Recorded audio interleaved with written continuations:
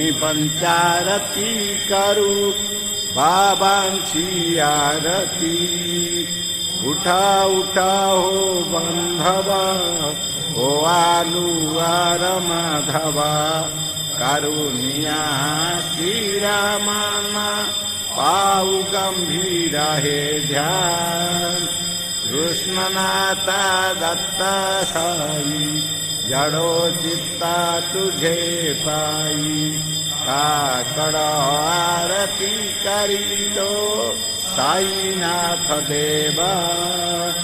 चिन्मय रूप दाखवी घेऊनी बालक लघु सेवा.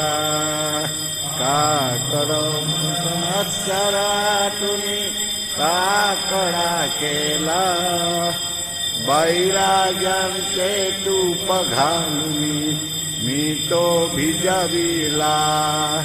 साईनाथ गुरु भक्ती ज्वलने तो मी पेटविला. सदवृत्ती जालुनी गुरुने प्रकाश पाडिला. द्वैत तमाना सोनी मिलवी तस्वरूपी जीवा. चिन्मय रूप दाखवी घेऊनी बालक लघु सेवा. काकड आरती करीतो साईनाथ देवा. चिन्मय रूप दाखवी घेऊनी बालक लघु सेवा.